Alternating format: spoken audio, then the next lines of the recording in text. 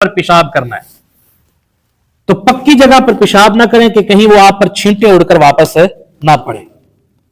اور دوسرا، کسی سوراخ میں بھی پیشاب نہ کریں. حضور علیہ السلام نے منع فرمایا ہے کسی سوراخ میں پیشاب کرنے سے. سائے دار درخت کے نیچے آپ پیشاب نہ کریں.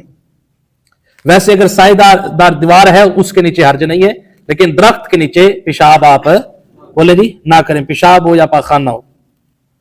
اسی طرح چلتے پانی میں بھی پیشاب نہیں کرنا چاہیے.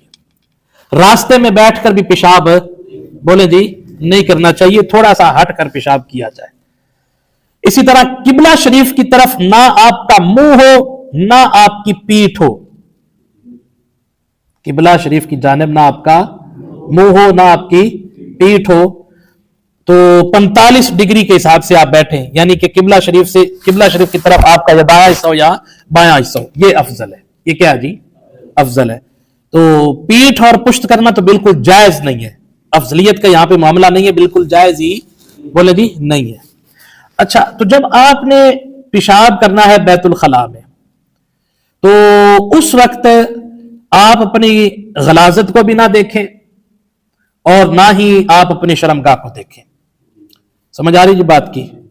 لیکن اگر آپ نے کوئی بیماری ہے اور آپ اس لیے دیکھتے ہیں کہ میں دیکھوں میرا پیشاب کیسا آ رہا ہے، اور وہ آپ صرف دوائی کے استعمال کے لیے دیکھنا چاہتے ہیں، تو پھر اس میں کوئی حرج نہیں ہے. جب آپ بائیں ٹانگ پر وزن ڈال کر بیٹھیں اور اس کے بعد جب آپ یہ مکمل طریقہ اختیار کر لیں اور مکمل فارغ ہو جائیں، اب آپ نے یا پخانہ کیا ہے یا پیشاب کیا ہے. اگر تو آپ نے پیشاب کیا اور اس طریقے سے آپ نے استنجا کرنا ہے تو پانی آپ نے لوٹے میں لیا، اس کو اوپر ڈالا اور آپ نے اپنے نفس کو پکڑ کے مطلب تھوڑا سا دبانا ہے تاکہ اگر کوئی اندر قطرہ ہے تو وہ بولے جی نکل جائے. یہ نہ ہو کہ آپ استنجا کر کے فارغ ہو کے کھڑے ہوں اور پھر وہ کپڑوں کو پلید کر دیں. سمجھ آ رہی جی بات کی؟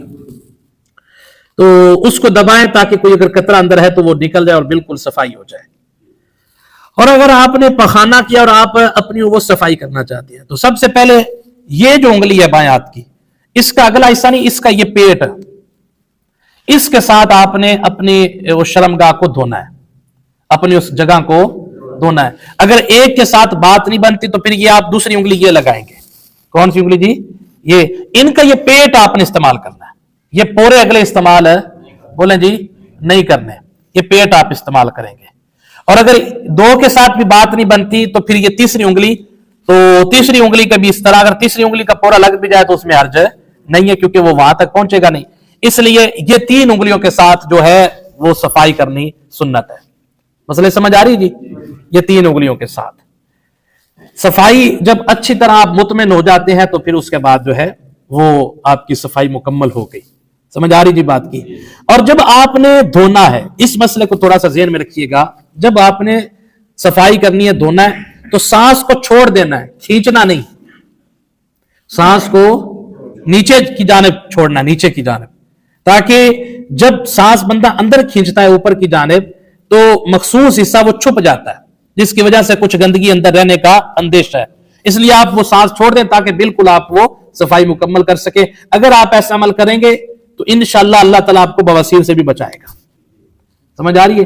کیونکہ جو غلاظت ہوتی ہے اس میں جراثیم ہوتے ہیں، اور جب بندہ سانس کھینچ کے یعنی سانس اوپر کی جانب کر کے جب وہ دھوتا ہے تو پھر جب وہ سانس چھوڑتا ہے تو وہ گندگی تھوڑی سی باہر لگ جاتی ہے، جس کی وجہ سے بیماری پھیلنے کا خدشہ ہوتا ہے. یہاں تک بات کی سمجھ آ گئی جی؟ بولے نا یار. اس کے بعد آپ نے بیت الخلاء سے جب باہر نکلنا ہے تو دائیں پاؤں کے ساتھ نکلنا ہے، اس طرح جی. اور جب آپ نے مکمل طور پہ باہر آ جانا ہے تو آپ نے دعا مانگنی، الحمدللہ الذی اذھب عنی الاذی وعافانی. اے اللہ تیرا شکر ہے کہ تم مجھ سے تکلیف کو لے گیا اور مجھے تو نے عافیت بخشی. سمجھ آ رہی جی بات کی؟